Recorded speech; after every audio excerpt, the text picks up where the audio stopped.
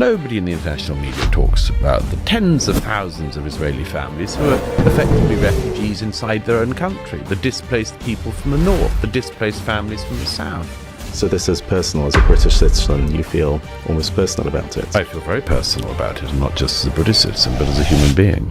Hamas is a fire. Hamas needs to be put out. It needs to be destroyed. Buckle up for a roller coaster ride with Douglas Murray as he bulldozes through media bias and political correctness. Watch him skewer hypocrites, expose anti-Semitic undercurrents, and challenge the West's complacency. From Gaza's rockets to campus zealots, Murray pulls no punches. Witness the unraveling of liberal delusions and the stark reality of global threats. Is Israel alone in a sea of double standards? Are we sleepwalking into disaster? Murray's wit and wisdom cut through the noise, offering a wake-up call that'll leave you questioning everything. Don't miss this intellectual fireworks display. Welcome to a very special episode of History for the Curious. Our podcast, which we started just over 2 years ago, myself with Rabbi Aubrey Hirsch, focuses on the last 3,000 years of Jewish history. Since the war started in Israel, we've veered off our conventional history episodes due to this whole saga being on everyone's minds all the time. Today we were honored to interview a very well-known and prominent voice advocating for Israel, Douglas Murray. Douglas Murray is an author and journalist based in London, and his book The Strange Death of Europe was a bestseller. Douglas is the associate editor of The Spectator, and he has written for many newspapers including The Times, The Sunday Times, The Wall Street Journal, and others. A prolific debater, Douglas has appeared on many platforms such as the British and American parliaments and even at the White House. Since the tragic massacre on October the 7th, Douglas has emerged as a resolute advocate for Israel, fearlessly championing its rights to exist and defend itself against terror. We often feel alone and vilified in global media, and hearing Douglas's voice on the most prominent platforms in the world gives us at least some comfort that there's someone out there who's willing to potentially risk everything in order to defend the truth. Murray's razor-sharp critique slices through media buyers like a hot knife through butter. He exposes the absurd moral equivalence between Israel's defense and terrorist aggression. With anti-Semitism rising faster than a rocket from Gaza, can we afford to ignore history's lessons? As Western democracies sleepwalk through this crisis, Murray stands as a beacon of truth. Will we heed his warning or stumble blindly into another dark chapter? It's a pleasure to meet you last night at the ICA, and thank you for your remarkable words last night, and thank you for all the amazing work, and thank you for hosting us today. Well, thank you. It's a great pleasure to be with you both. Thank you. So can I just start by asking the most, I guess, the question that's on foremost on everyone's minds, at least in the Jewish community. You appeared on TV and on speaking engagements around the world, and probably the most visible or loudest pro-Israel voice globally. Why? Why have you devoted everything to fight this cause?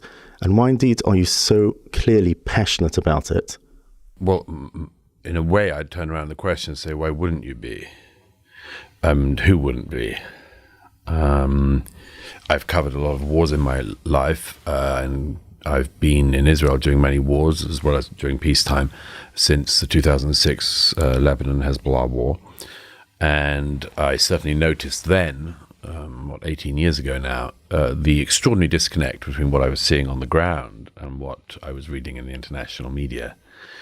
And, it's very striking to me. I was in Ukraine last year, or the year before, and was with the Ukrainian forces. They were pushing back against the Russian advances, and I saw only international support for the Ukrainian army in their war against the aggressors. And I saw nobody saying that the Ukrainians should be more careful or shouldn't be allowed to win, or that really what we must do is to get to a ceasefire situation. Only in conflicts involving Israel does that happen. And when you say, why am I so motivated by it? Largely, I would say it's because I have an intense dislike of lies, and I'm motivated by searching for the truth. And if you are interested in searching for the truth, when it comes to conflicts involving the only Jewish state in the world and any of its enemies, you just see a sea of lies pushed out.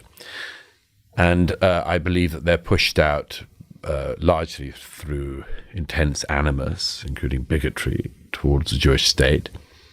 And I also think, as a second order, I'm motivated because I think that the people who are doing this and who always do this to the state of Israel when it's in a war are the same people who do the same thing to my country of Britain and to America and to all the Western democracies. There's an absolutely clear line of predictability. If somebody gives you their views on Palestinian, Hamas, Israel conflicts, you can guess where they are about Britain and about America and everything else. You can pretty much guess their views on capitalism, on Cuba these days. You can guess their attitudes on everything. This is a la carte bigotry.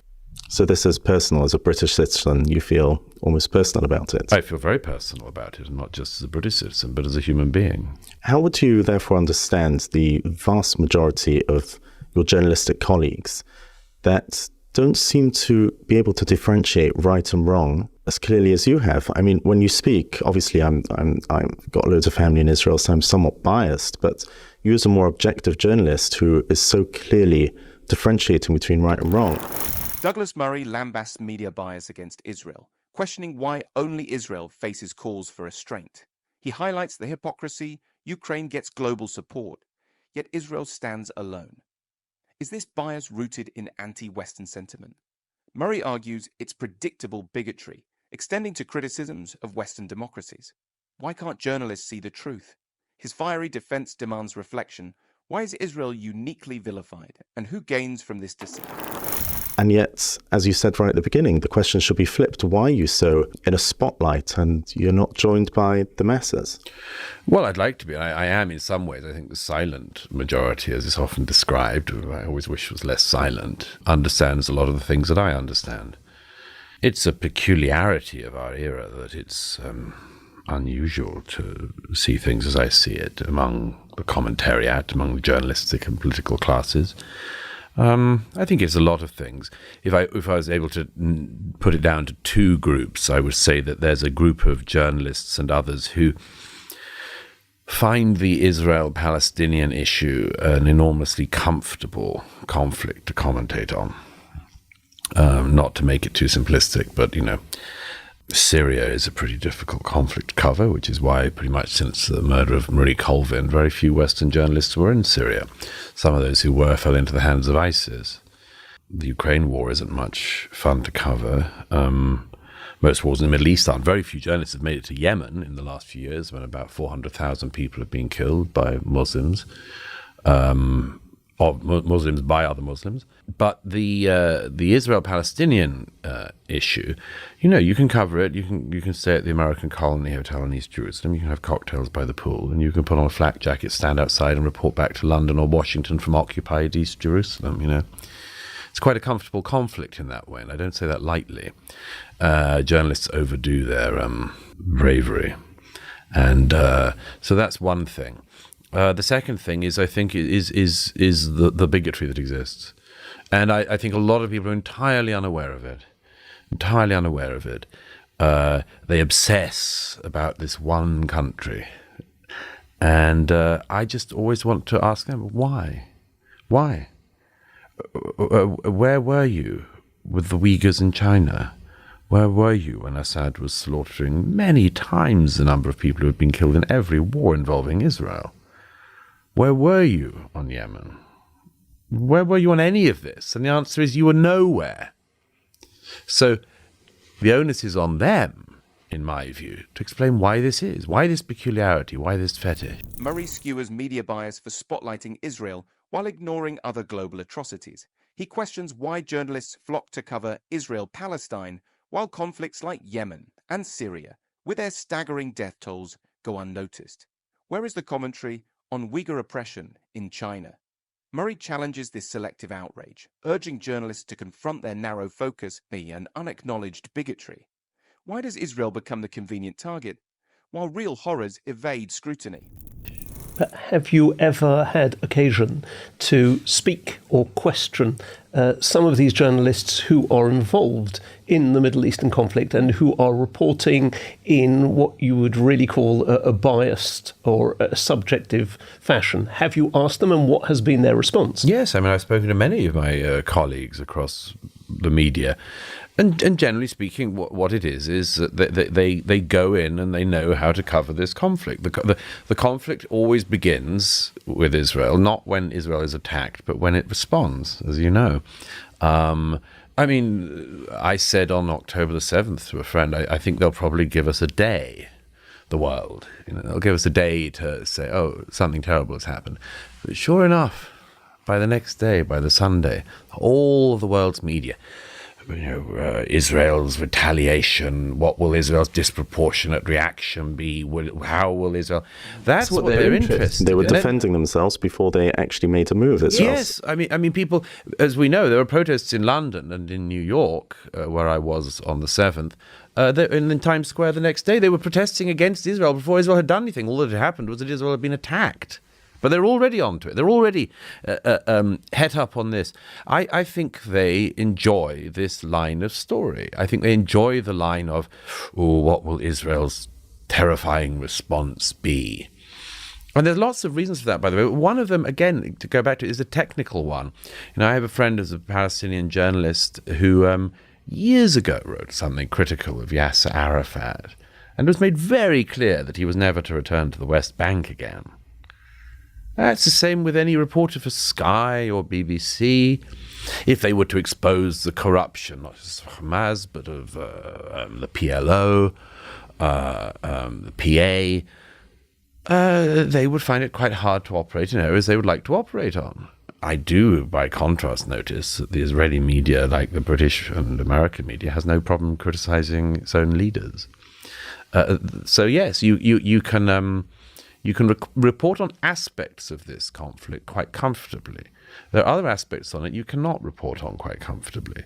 And this desire to sort of say, we will focus on the response, always leads to this just absolute skewing of the reporting, of the direction of the war. I've just written a piece in my column in The Spectator this week saying, we've heard a lot about Palestinian refugees in Gaza, and perhaps rightly so. But nobody in the international media talks about the tens of thousands of Israeli families who are effectively refugees inside their own country, the displaced people from the north, the displaced families from the south. The world media doesn't seem to care about this. One reason why, of course, as you both know, but some people listening might not, is that the Israeli government actually looks after the Israeli people who can't live in their houses because they're within rocket fire of Hezbollah or Hamas. The Hamas in Gaza noticeably does not seem to exercise the same duty of care to the people in Gaza, but people can draw their own conclusions from that. I suppose that differentiates you massively from the other journalists who never bother to actually go to a place and see it with their own eyes. No, they don't bother to speak to people. Douglas Murray slams media bias, questioning why coverage starts with Israel's response, not the attack. He highlights the neglect of displaced Israelis, contrasting it with the focus on Gaza. Why ignore Israel's care for its citizens while Hamas neglects theirs? Murray reveals journalists' reluctance to challenge narratives, fearing access loss. Is this skewed reporting driven by convenience or cowardice? The truth remains obscured, demanding a re-evaluation of media integrity. Final point on that. Piers Morgan has been very vocal, and you've appeared on his show many times regarding the war. And there was the sort of tone that was at the beginning was very much, post-massacre, and Israel has the right to defend itself and respond. But I've noticed himself and many others in the field haven't remained consistent as Israel has responded. And there's more of a moral quandary, as he seems to put it. But I think even going on the political side, David Cameron's letter that you mentioned last night at the dinner was surprising. I mean, I heard a speech from David Cameron on the early days of the war, even a few weeks after, and he was almost like it was Bibi Netanyahu speaking. We have to respond and we have to defend ourselves against terror. And then the letter yesterday just sort of sent a bit of a surprise. These people David Cameron is weak. He was a very weak man. And I knew at the beginning that we would lose him within some weeks or months. I see everyone on the right side on this. I have very little sympathy with or interest in people who say you have a right to respond, and then once you start to respond, encourage you to not win. There's no point in starting a conflict.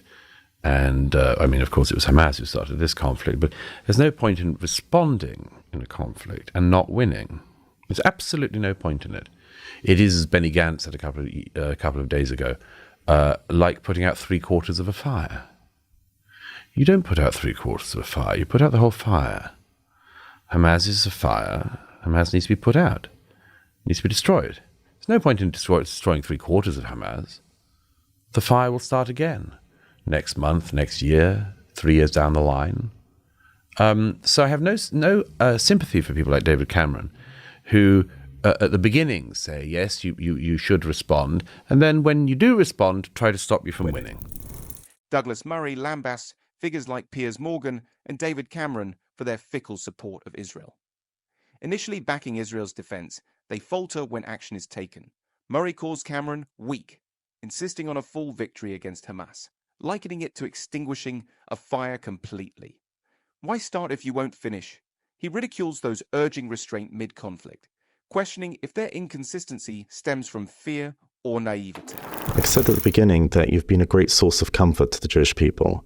Do you feel you've gotten anywhere with your advocacy in the bigger picture?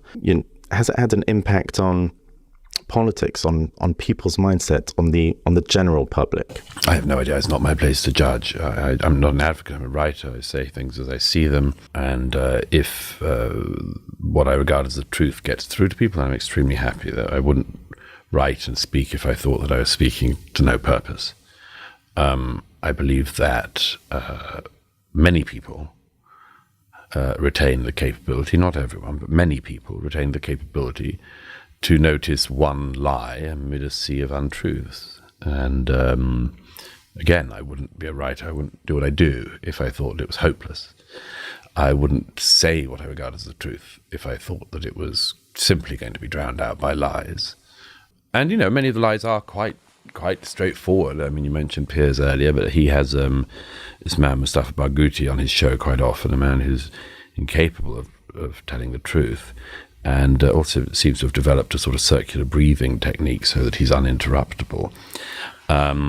He just lies, I waved the PA's own budget in his face the other week on television, saying, this is the budget that provides the pay for slay, which provides the money to terrorists and their families, that goes up on an escalating scale depending on how many Jews you've killed.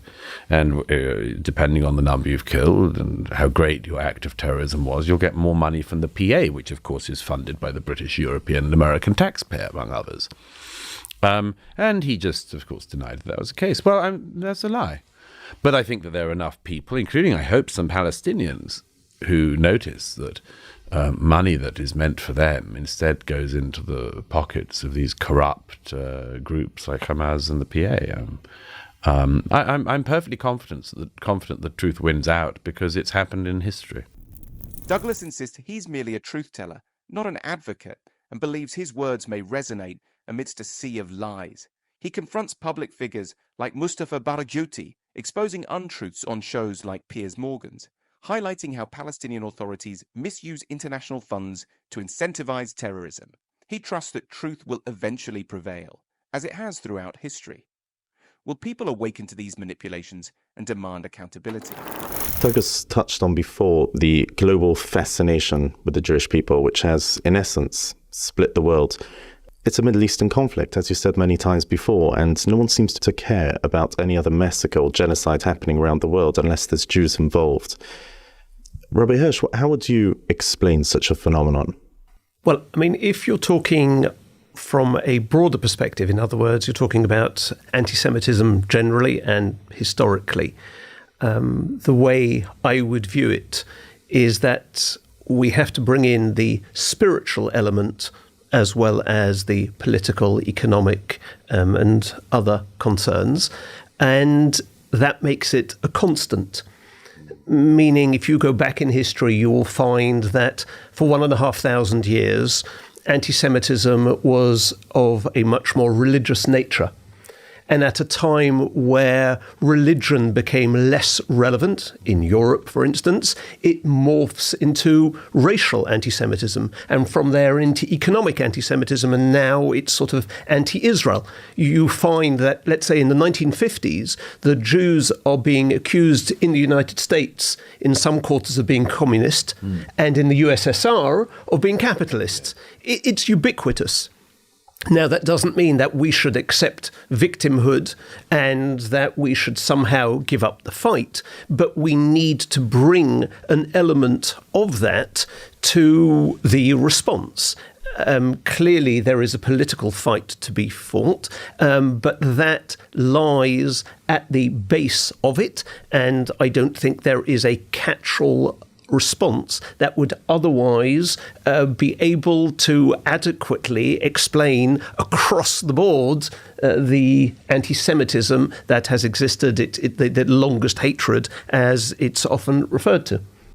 So the longest hatred just takes different forms, and every time you cut off its head, it will no doubt regrow in another form. Absolutely. Yes, I completely agree. I mean, The global obsession with Jews stems from anti-Semitism's chameleon-like nature, shifting from religious to racial, economic, and now anti-Israel forms. Branded both communist and capitalist, Jews face a longest hatred that regenerates like a hydra. Why does this bias persist? Spiritual, political, or economic roots? The battle against this ancient prejudice demands more than political skirmishes. It requires a deeper understanding of its ever-evolving guides. If you, and the latest one, as you refer to, is of course, that at the point that Europeans and other Western peoples have given up on the idea of the state, Israel represents the state. It's now said that Israel is a colonizer. Where does that come from? But from people who have been brought up and gestated in this language of colonizer and colonized. Douglas, we had a huge shock on the 7th of October. The whole Israel had a shock. You're an expert in the Middle East conflict. You've seen the front lines of many wars around the globe, and you've studied it, and you sort of understand the mentality, I would say, better than most. Did you predict this in any form? I don't necessarily mean the scale, but the shock factor, and did you predict it? Well, I mean, I've been warning about this for a very long time, for most of my adult life, because I think that most people in the West, including until the 7th, a lot of Israelis, did not really understand the nature of what we're all up against, which is a segment of Islam which is a cult of death, and which, of course, has boasted to us for many decades that they love death more than we love life. I've warned about this to my fellow Brits. I've warned about it to my fellow Europeans, fellow Westerners, Americans, and others. And we've had little tastes of the reality. We did it at the Bataclan in Paris. We did it at the Manchester Arena in 2017. We've had tastes of it, but Israel got the worst taste of it, the biggest, on the 7th. America had a taste of it on 9/11, and more than a taste, but didn't really understand, from the public to the politicians, really what they were facing. I have tried to persuade people and show people simply what we are dealing with. It doesn't require any interpretation on my part. We just need to listen to the words of groups like Islamic Jihad, Hamas, ISIS, and so on. They make their plan totally clear. But it is a plan so far beyond the comprehension of most people in a Western liberal democracy that people think they can't mean it. I mean, we hear our politicians and others forever trying to rationalize it.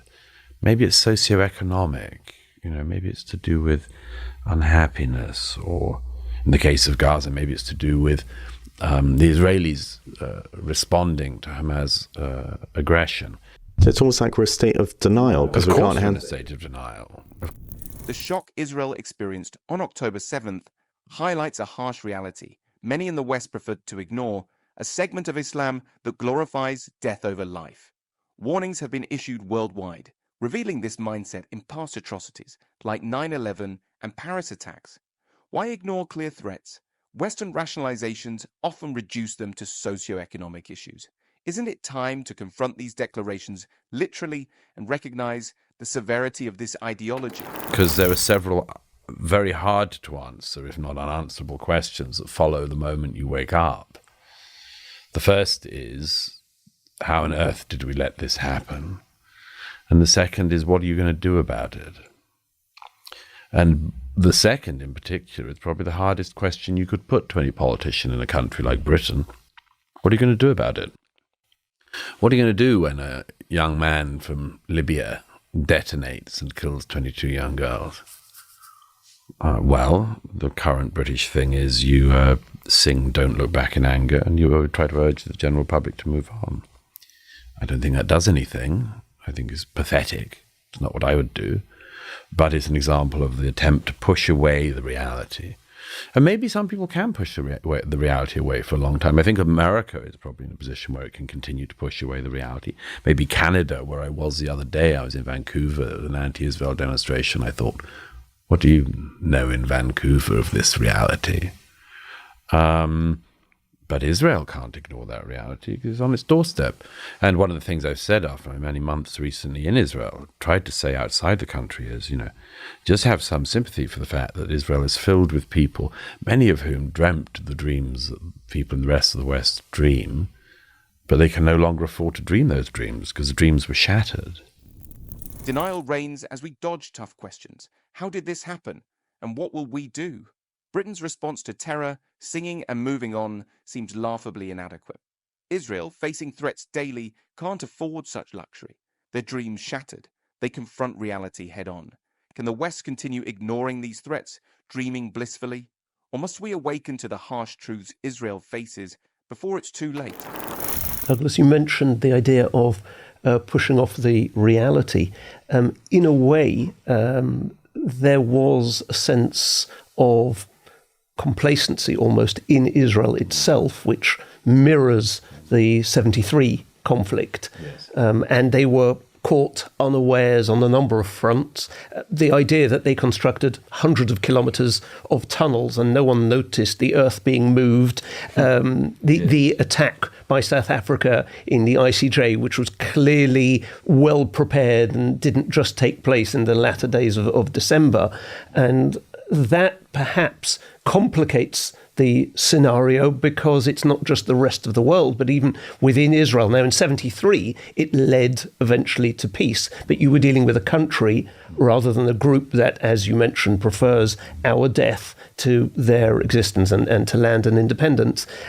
So perhaps it needs a complete new level of strategic thinking, a high ground that hasn't been taken until now, in order to emerge from this sense of complacency and from the shockwaves that it created. Yes, I mean, on the 7th of October, the glass shattered for Israel, for the Israeli people and the Israeli government. The whole conception, as they call it, was wrong. The conception that Hamas wanted to be corrupt and wasn't really interested in doing something like this. Well, everyone now realizes what they have done, what they would like to do, and what they'd like to do again and again and again. But yes, I mean, of course, everything in hindsight is clear. And of course, in the Commission of Inquiry, we'll find out, like in 73, exactly what did go wrong and who was responsible. But there are two observations I make. One is the lack of imagination about what one's enemies actually want to do is, as you know, is sort of driven by human optimism and desire. Let's hope that that's the case, because I have a wedding to go to. I have plans. I've got a holiday booked. Nothing should disrupt my life. I hope my life will continue as normal. It seems to be built into us. But the second is, of course, that very interesting question of whether Israel's technological advantages weren't actually a disadvantage. I mean, I think of the Iron Dome in Israel, for instance. Of course, Hamas has never developed an Iron Dome and never would, because it's not interested in stopping rockets hitting the people of Gaza. The more the merrier, as far as those bloodthirsty cultists are concerned. But it's a very interesting question. If Israel hadn't had the Iron Dome, maybe this all would have been addressed many years ago, because actually, when one looks back at it, if you were in a place like Sderot and in the south, I've been many times in the past, you know, in retrospect, why did people put up with children having to run to air raid bunkers every day? Well, it was because the rockets were always being fired from Gaza, which Israel had withdrawn from. But, you know, we had the technological advantage in Israel to shoot them down. But in hindsight, how did Israelis become used to the fact that this was normal? Israel's complacency, a dangerous echo of 73, left them blindsided by Hamas's tunnels and legal ambushes. October 7th, shattered illusions exposing fatal flaws in threat assessment. Has Iron Dome become a Trojan horse, breeding false security? Imagine normalizing children's mad dashes to shelters. Is this resilience or delusion? Such misplaced optimism demands a radical rethink. Can Israel afford to keep hitting the snooze button on these wake-up calls? It may be that some of the technological advantages and skills that everyone had been reliant on, maybe they were a downside in a way. Maybe they kept reality off. I lived in Jerusalem for about 7 years, and I remember speaking to a friend of mine, a non-Jewish friend of mine in England, and suddenly a siren went off. And I said, okay, I'm just going to have to call you back. And then I put down the phone, I called him back a few minutes later, and he said, what siren went off? I was like, oh, just for the missiles. And I realized in myself, and I was saying it so casually and coldly, he's like, what do you mean missiles? Well, you live at a place like that. And it's just a fascinating part of humanity. We just get used to this. There's an extreme level of hate in Gaza, and the educational system. I mean, we saw now when the soldiers went in, the things they found kids' puzzles showing, depicting Palestinians invading Israel. They showed kids' computers with the background of Hitler on. Is it possible, and how would one deprogram such an intense level of hate, looking towards the future, whatever the future will bring, but this point specifically? Well, some people say that having watched the footage of the 7th, some people, journalists and others, have said, these people are behaving like psychopaths. I said there's one important differentiation, which actually a psychologist I spoke with in Israel enlightened me to, which is, of course, the difference between a psychopath and a sociopath. That a psychopath is probably born, a sociopath is made. Hamas has had control of Gaza for 18 years, which is precisely the time from a child's birth to the end of their formal education. In 18 years, you can make a sociopath. And in my view, Hamas has made a generation of sociopaths. How could you not? How could you not if you were educated into this absolutely apocalyptic end-time jihadist cult? So there'll be two things to solve. One is the de-radicalization of an entire population, and I'm not sure that's been tried before, certainly not for a very long time. And it certainly can't be done without winning. It can't be done without Hamas being visibly defeated and crushed. And the second is, who will do the educating from now on?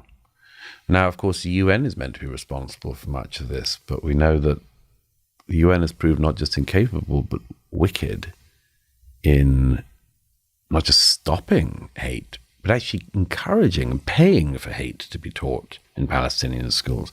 And again, not just in Gaza, but in the West Bank as well. I would listen to people like David Cameron and their plans for the Middle East when they can explain to me how either the PA or Hamas should be able to run one school or one hospital. I say, since I think the two-state solution business is all nonsense now, it's all dead, obviously, certainly for the time being, for the foreseeable future. As people sometimes say, well, what is your plan? I was saying it's slightly sarcastic, but not entirely, which is give the Palestinians one thing to run. Give them one school to run and see if they can do it. See if that one school can avoid teaching to kill the Jews. See if that one school can actually teach maths and arithmetic and literature and reading and writing, and not teach the students to kill the Jews. Gaza's indoctrination has birthed a generation of sociopaths, not psychopaths. Can deprogramming this hate-ridden mindset even begin without Hamas's defeat? The UN's role in fostering hate is scandalous. Is the two-state solution a pipe dream? Test the waters. Let Palestinians manage one school without teaching violence. If they can't, how can broader governance succeed? a radical educational overhaul is essential for any hope of peace. Maybe they should be given one hospital. See if they can just avoid the temptation to make it into a weapons dump. And then we'll see. But at the moment, they've proved incapable of this. But that's a pretty bleak outlook for the future, given that there, firstly, are 5 million Arabs between the West Bank and the Gaza, and secondly, that the international community doesn't see it that way. So from a more, I don't know, to call it realistic or practical perspective, what do you see even in the short term, over the next 12 months, even if Hamas is crushed as a movement, what moves do you see happening next to implement a way forward? I think what I've just said is the position you have to start from, which is the recognition that there's nothing that the Palestinians have been given which they haven't been able to muck up, which they haven't been able to turn to the disadvantage of the Palestinian people as well as the Israeli people. But that's unlikely to happen given the UN backing for their position. And what do you feel can be done? My view is that it's a pretty insoluble problem for the time being, because it's extremely hard to give lots of things to people who want to kill, and no other country will put up with it. My view is that the Palestinians have mucked it up for themselves. You know, we accept that there are problems around the world which are not currently solvable, and maybe this is one of them. You know, when somebody knocks their head against the wall repeatedly and makes no progress, you would have thought that you could decide perhaps that this was not the wall to hit your head against. The Palestinian issue is a quagmire. Despite the international community's refusal to recognize reality, any solution is entangled by the misuse of governance in Gaza and the West Bank. If Palestinians can't run a single hospital or school without turning them into arsenals, how can peace take root? With UN backing absent, are we at a dead end? Is this insoluble mess the wall we should stop headbutting? When dealing with Jews or others, where ordinary citizens have become murderers and sadists, and as we heard last night with the hostages and this sort of depravity that they were describing, which was hard to imagine, and certainly things that the Western world hasn't heard since probably the Holocaust, how do you explain the mentality? I mean, you mentioned before they're being educated from a young age, but is this something that we've seen before? Human beings reaching such a level? Yes. I mean, it's happened throughout human history. It's a thing, as I said, that Westerners find it impossible to understand, or very hard to understand until they see it, that the jungle is real and that the monsters are real. They exist. They'll probably always be with us. And a child may pull a duvet over its head, but an adult should not. You should face up to it. We are seeing an unexpected rise in anti-Semitism on the campuses, as is well known. Do you understand this as simply being almost a fashionable political stance, or is there something slightly more sinister there? There's a lot that's more sinister. I would say that the people involved in that sort of thing fall into two groups, the sinister and the stupid. The sinister are the people who, they want Israel to lose, and they want all of Israel's enemies to win. Okay, that's their view. I want Israel to win, and I want Hamas to lose. But if you want Hamas to win, there are people like that, and they're out there, and they're all over the place, and they don't really hide it very much or very well. Most of the organisers of the marches in London are affiliated with Hamas. I mean, it's a fact that very rarely gets out there, but almost all the groups that organise the marches are Hamas affiliated. So that's the sinister groups. The silly ones, the stupid ones, are the ones who are just being carried along on what they see as a wave.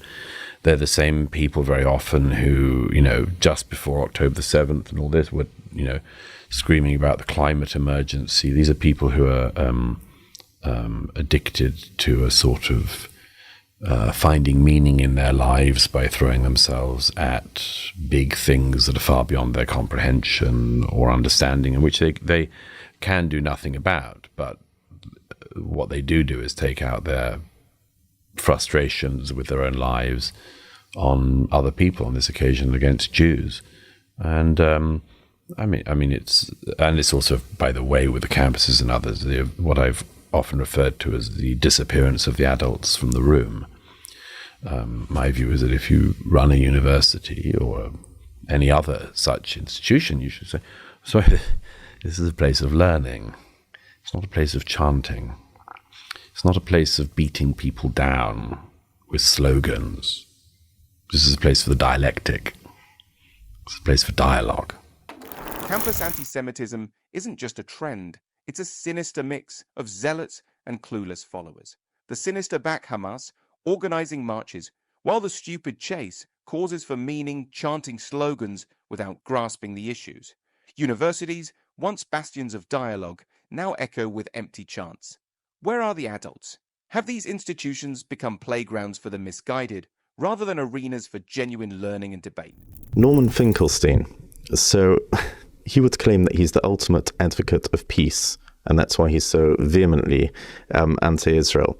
I think Jews have historically always been part of the liberal camp, back before liberalism became a sort of a cult, and probably the most aggressive form of cult today. But I think Jews have historically been liberal simply because that was our way of being allowed to practice our religious beliefs without the consequences of the country we were living in.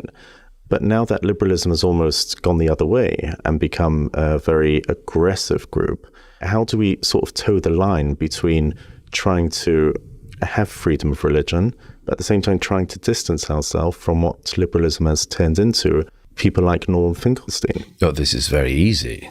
This is very easy, and prominent thinkers have laid this out very clearly. I wish people listened to them. I mean, John Gray, in his work Modus Vivendi, it's a very good essay anyone can read, explains the two types of liberalism. The first one is the one you refer to, which is political liberalism that allows, for instance, for freedom of conscience, freedom of belief, freedom of worship. That's the political liberalism I believe in. But there is a second form of liberalism, which is liberalism as an ever-evolving, ever-campaigning movement.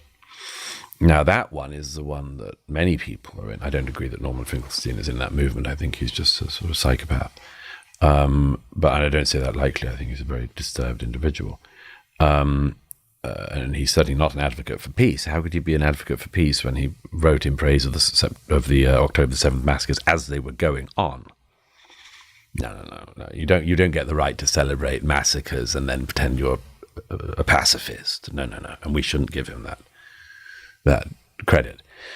But that second group of liberals, that second form of liberalism, is one that people, in fact, in a way, particularly Jews, I think, need to think about.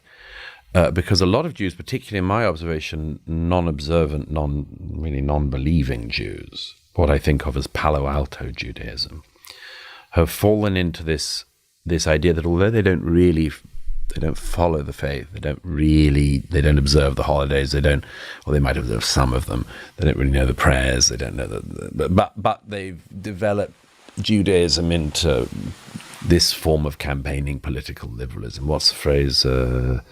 Olam, tikkun olam. This, you hear this everywhere on West Coast America. I'm not very observant Jews, but tikkun olam is all about that. It's all about that. And these are people who just happily morphed what was their religion into a form of justification for sort of left-wing political activism. There's nothing wrong with left-wing political activism, but it shouldn't take the place of religion. In my view, it's a very, very dangerous thing to put in the place of religion. But these people, among other things, there's one other one on that one, which is very important. The only way I see, and I've mentioned this a number of times before, the two places that anti-Semitism in our time comes from most prominently are from the Muslim world, including from Muslim communities in countries like Britain. And it's not me saying that, it's Muslims who also say that. As a close enemy of mine, Mehdi Hassan, said many years ago, the only time I think he's told the truth, he said in a piece, anti-Semitism is the dirty little secret of the Muslim community. Everybody knows what I'm talking about. It's at every dinner table. It's always there. Norman Finkelstein's piece claims ring hollow. How can one praise massacres and preach pacifism? Liberalism's shift challenges Jews who once sought freedom through it. Now, some confuse Judaism with leftist activism, losing true religious depth. Can Jews navigate this ideological maze, reclaiming authentic identity without sacrificing liberal values? It's time to separate genuine belief from political masquerades. Will they rise to the challenge? So there are two main drivers of anti-Semitism at the moment in countries like this one. There's the Muslim community, and there is the radical left. However, I add one caveat to that, which is it's always possible, since, as we said, anti-Semitism can come from every direction, not just a lot, but every direction. If there's anything that would cause a resurgence in anti-Semitism on the political right, and I think you see the beginnings of it, it is the perception among a large number of non-Jews, a growing number of non-Jews in the West, that Jews are disproportionately in favor of open borders in every country other than Israel. And this is a very, very dangerous turn, because it actually is true that a disproportionate number of those second-tier liberal Jews, the ones who believe in Judaism having actually become a sort of liberal campaign organization, are actually, disproportionately, on the side of everything to do with migration, open borders, etc., etc. You have the great bogeyman in George Soros to sort of represent that movement. I just say this as a warning, because it's alarming to me, the extent to which you can feel a bubbling of resentment about that. I don't think it's in any way accurate to say that Jews, mass migration in the West is the responsibility in America of Joe Biden, and in Britain of Rishi Sunak now, more different PM every year, obviously. But I do think this is important, and that perception comes from this campaigning form of liberalism, which a lot of people, Jewish and non-Jewish, are involved in. But it's a great danger, and I try to flag it up where I can. Anti-Semitism's drivers today aren't just the Muslim community and radical left. A new threat looms from the political right. Why? The false perception that Jews advocate open borders everywhere but Israel. While leaders like Biden and Sunak drive migration policies, Jews face undue blame. This skewed view, fueled by liberal activism, breeds dangerous resentment. Can we curb it before it spirals into widespread right-wing anti-Semitism?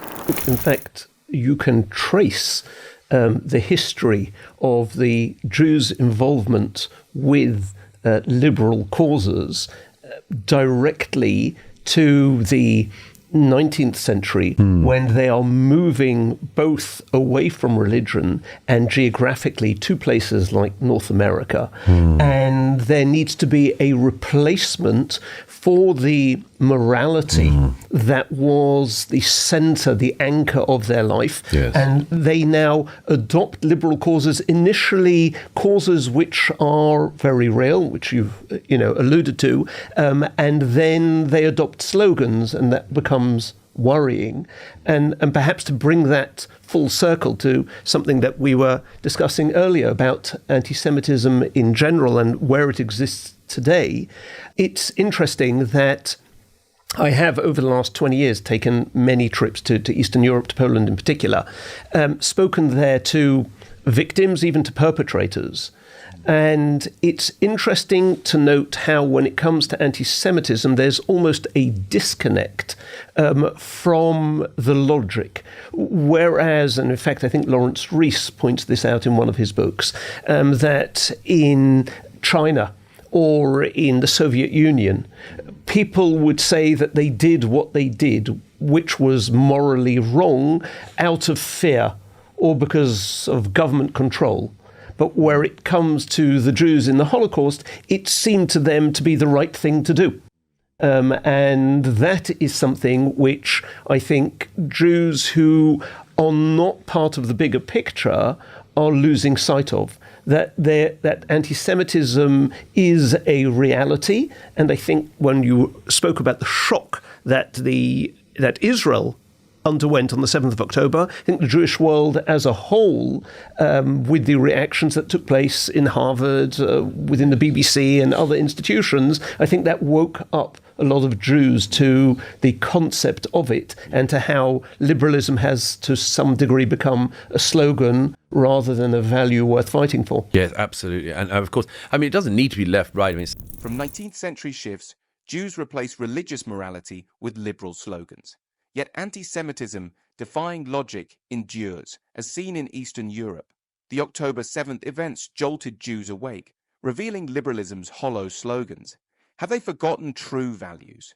Institutional reactions like Harvard's expose this peril. Can Jews reclaim genuine values, or will they remain lost in activism's echo chamber? It's time to confront these unsettling truths. Jews have said to me in recent months, well, you're more conservative than I am, and I'm worried about that because, I agree with you on this or the other. It doesn't matter. It's not a left-right thing. It's perfectly possible to remain, decent on issues like anti-Semitism and be a trade unionist. It's not my particular political direction, but so what? There are certain things you can just agree on, there's basic fundamentals of decency. But the interesting thing, the challenge that a lot of these people have at the moment, the people who are, as you say, have woken up somewhat after the shock of the 7th, one of the interesting things I do hear is a great woundedness from a certain number of mainly liberal Jews who say to me things like, I was there for BLM. I was there for... I was speaking to a friend of mine who's Jewish who came through Israel the other week from America, and he was much involved in the civil rights movement in the 60s, as a lot of American Jews disproportionately were. And he's still like... Why haven't the world paid us back? Why isn't there any... But I mean, we could... The other obvious case is South Africa. South African Jews were disproportionately at the forefront of, with their black friends and neighbors, brothers and sisters, they're disproportionately at the front line of fighting apartheid. Where is the reciprocity? That's the thing that I hear from liberal Jews so much.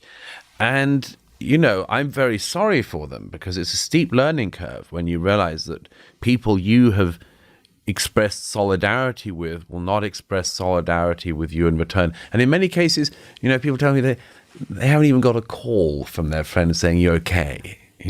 How are you feeling? Do you feel threatened at all? Do you almost feel a bit like potentially Salman Rushdie? Liberal Jews, once champions of civil rights and anti-apartheid, now face a rude awakening. Where's the reciprocity? After decades of solidarity, their so-called allies are MI. No calls, no support, just deafening silence. Is this the thanks they get for being on the front lines of social justice? It's time to face facts. In the game of political alliances, some players are left holding an empty bag. I never talk about that. I do what I do. And you don't feel the need for security? I never talk about that. Final question. Mike Freer. He is the local member of parliament in Golders Green, and he has been in the news because he stepped down due to his being so pro-Israel and the threats he got to his life. People like you obviously are brave and courageous, and even though we hope that you're representing the silent minority, they are silent. Would you ever consider running for public office? Obviously, this is a question that's been on many people's minds, but... I get asked it in Israel, by the way, so I'm not so stupid as to run in Israeli politics. You need to be physically fit for that. Oh, yeah, it's a contact sport. Yeah. But in England, whether it's Parliament, Prime Minister, anything... The people ask me quite a lot. I've sort of been asked for many years now about that. Look, I just want to be able to say things as I see them, and to try to correct untruths where I see them. As Auden said, all I have is a voice to unpack the folded lie. I have always felt that if I went into politics, whatever party I was I would, even if I got nominated for a seat and I won the seat, I would lose the whip on day 2. I think that's pretty much a given. I would never want to silence myself. And I think the fastest way, one of the fastest ways, perhaps the only way to silence myself, would be to join a political party that would stop me talking. And I think it would be terrible for me. And some other people would be disappointed as well. If there was ever a way to do it without having to silence myself, then maybe. By the way, I just want to say, if I may, about Mike Freer. I take, and this isn't a criticism of him, I hope it's not taken as such, but I actually am not one of those who take the standard view on him, and indeed on his colleagues. I think that when an MP says, I feel so threatened that I'm going to stand down, that is a moment when the whole state should be behind them. I mean, the infrastructure of the state as well as the country. We had, I wrote a book many years ago on the conflict in Northern Ireland. We had MPs who've been killed before, not just in recent years. David Amis, Joe Cox. We had MPs who were killed in the Northern Ireland conflict, and many, many politicians whose lives were threatened so badly that, on a daily basis, their cars had to be checked for bombs and so on. And we didn't give in. Running for office, Douglas says he'd be muzzled by day 2. Why silence his voice in party politics? Meanwhile, MP Mike Freer's resignation over threats is a wake-up call. Shouldn't the state rally behind endangered leaders? When threats silence truth-tellers, democracy falters. Isn't it time for the government to step up and protect those who dare to speak out? Let's not let fear dictate our leaders' futures. We didn't give in, and that was just to the IRA. I believe, and since Finchley is the seat in question, I think this comparison needs to be made. What would Margaret Thatcher have done in this situation? And the answer is we know, because much worse did happen. Margaret Thatcher did not just face some threats, she was almost killed in Brighton. And she lost colleagues and dear friends in the Brighton bomb. And the next day she was out front and she said, "We do not give in to the men of violence. The conference will continue." Now that's the Britain I know and love, and I want to see that Britain back. Considering Suella Braverman getting sacked due to saying that the pro-Palestinian protests are too violent for her likings, I don't think it'd last a minute. Well, I mean, she turns out, Suella Braverman turns out to have been correct too early. It seems, since now Rishi Sunak says that what she said is correct. He said the same thing last week on the steps of Downing Street. So it seems that the former Home Secretary's only crime was being correct but early. I regard being correct and early as being a virtue. I hate it when people are correct too late. It's not much use then. Douglas, thank you so much for giving us your valuable time. As we wrap up this explosive conversation with Douglas Murray, we're left with challenging questions about media bias, anti-Semitism, and global conflicts. If this discussion resonates, like and subscribe for more thought-provoking content. We invite you to share your perspectives. How can we address media bias? What steps can combat rising anti-Semitism? Is the West truly confronting ideological threats? Join the conversation in the comments below. Let's continue this crucial dialogue together and be part of the change.